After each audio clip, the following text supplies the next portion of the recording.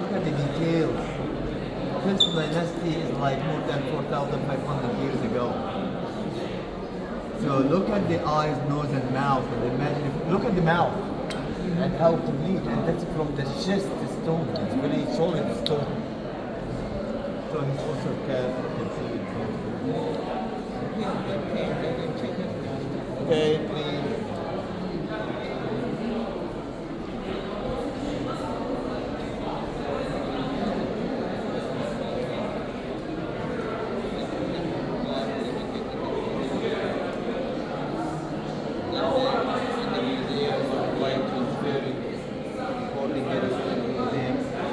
Felt that something inside.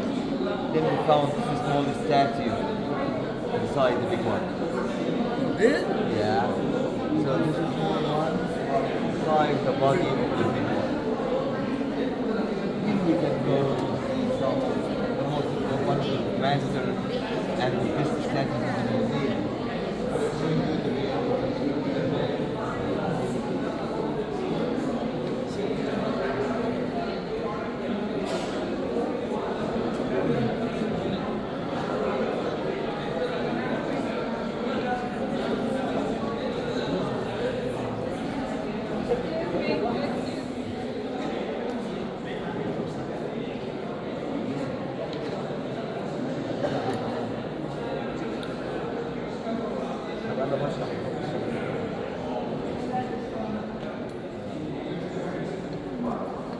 Okay, look at this statue in front of you.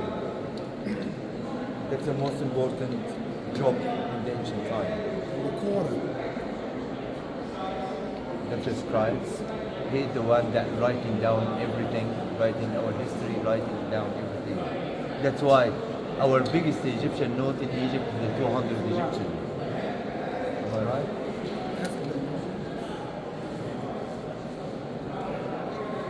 So that's the one in the 200 Egyptian. So it's one of the most important statues.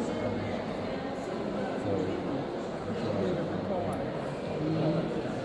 And you'll find a lot of scenes of this scribe because he's the one that they're all our history, all our secrets. But we are in this room because of these statues.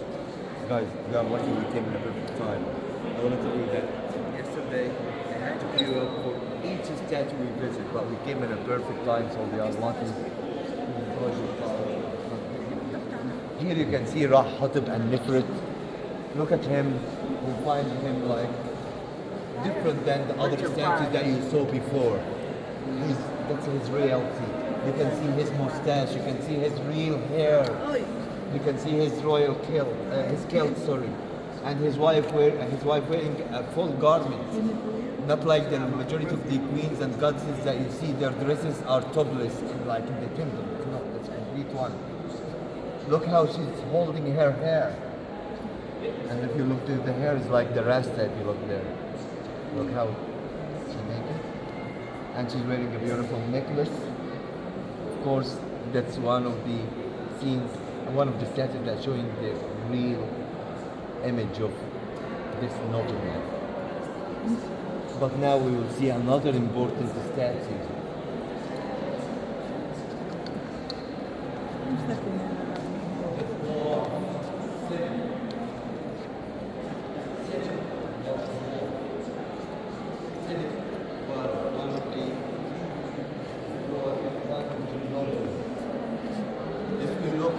That's showing you the meaning of family, showing you the support of the wife, how he complete his body with his kids. How that? Look how she's holding his shoulders and his arm, and look at his legs. Very short, but what's completing his body to be fit to her body is her son and daughter. And that takes us to something else, to talk about the dwarves. The dwarves during the ancient time were very important. They deal with them as nobles. Why? Whenever you go to the jewelries, to see the jewelries of Tutankhamun, whenever you see the jewelries of the other kings and treasures, you ask yourself how they made these details, these tiny details.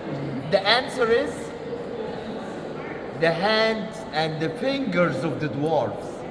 The dwarves were the jewelry makers. That's why they were very important. I want to tell you that we found that sheet of papyrus. It's a message from one of the officers in the army while fighting another country. They sent the King Bibi a message that he found a dwarf in this country. The reply of King Bibi: look after him as Egyptian noble, give him a lot of food, look after him till you get him to me here. Because, as I told you, all the kings were very important to have some dwarves to make their jewelers, and they paid them a lot of money. That's why they were like nobles.